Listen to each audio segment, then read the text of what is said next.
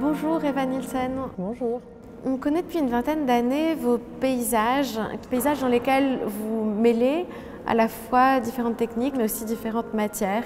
Peut-être pour commencer, pourriez-vous nous parler du titre de cette exposition que vous présentez pour le prix Marcel Duchamp, The Rift? Rift, pour moi, c'était vraiment l'idée de la fêlure, de quelque chose qui est une forme de fragilité. Et en même temps, il y avait cette idée de quelque chose qui se fragmente et qui s'ouvre.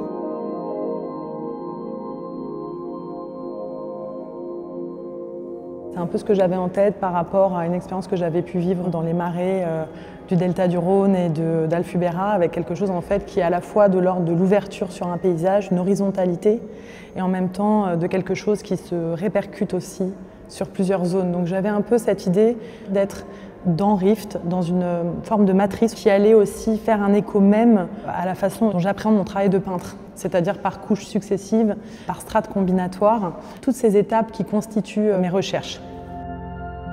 Toute l'installation nous fait avancer vers cette grande toile qui elle-même est accrochée sur un mur peint.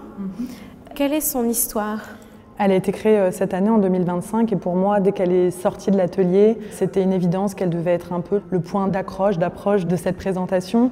Et pour moi, elle était aussi dans une intensité par rapport aux marais, évidemment, dont on retrouve ces zones d'érosion, cette question de la lisière qui est très importante dans mon travail, c'est-à-dire qu'on est là sur une perception qui est entravée aussi. Et c'est vrai qu'il y avait vraiment à la fois cette architecture, presque ces lunettes que forme le pelvis et qui sont aussi quelque chose de la percée, de la béance aussi. Dans vos paysages, il y a à la fois des éléments de nature et toujours des formes architecturales qui ressemblent à des volumes premiers. Comment vous les choisissez? C'est vrai que ça, c'est des formes que j'ai prises en photo très spontanément lors de traversées. Je me suis toujours intéressée, comme je disais, à la notion de lisière, de périphérie. Si on regarde cette grande sphère qui est en face de nous, c'est une sphère en fait qui était dans le paysage non loin de chez moi et qui était pour moi assez mystérieuse puisque ça pouvait évoquer une architecture qui s'est érodée, abîmée, qui a des cicatrices. C'est aussi pour ça que j'utilise la sérigraphie, parce qu'il y a quelque chose aussi de recomposer cette architecture, cette structure, avec des bribes qui sont accidentées elles-mêmes, qui composent des failles, des interstices. Et je pense que l'architecture est aussi dans cette vie-là, c'est-à-dire que c'est quelque chose qui est mouvant, qui change, qui s'érode. Qu'est-ce qui a provoqué, assez tardivement finalement, l'apparition de la figure humaine dans votre travail? J'ai passé beaucoup de mois isolés dans les paysages, je parlais à l'instant des marécages, où je me suis fait le constat que les paysages qui se déployaient devant moi, ils étaient marqués par les changements, c'est des endroits qui ont leur propre vécu, leur propre récit. Et en fait, dans cette façon de les arpenter, je me suis rendu compte de remonter aussi à la surface mes propres souvenirs, mes propres mémoires aussi.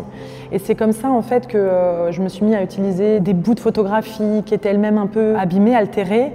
Et il y avait tout d'un coup une rencontre entre ces deux images en fait, une superposition. Et on était pour moi au plus juste dans mes recherches de comment les choses sont toujours en mutation et mouvantes, mais qu'il y a toujours une interconnexion entre notre environnement, notre corps, notre mémoire, et que les choses comme ça sont dans une forme de porosité. Cette porosité entre les choses, elle apparaît à travers un grand nombre d'expérimentations que vous avez menées sur les supports. Vous avez commencé à utiliser ces couches d'organza de soie, mais aussi le latex. Comment tout ça est-il advenu? Pour moi, en fait, c'est très important d'utiliser tous les outils que je peux avoir. J'aime vraiment l'idée que l'atelier, en plus, soit un lieu d'expérimentation. Et en fait, au fur et à mesure, la soie est apparue et c'est devenu un filtre très important qui pouvait répondre à des émotions ou des choses que j'avais pu ressentir. Et d'ailleurs, c'est particulièrement présent dans cette proposition, puisqu'on est entouré de précipités de vue.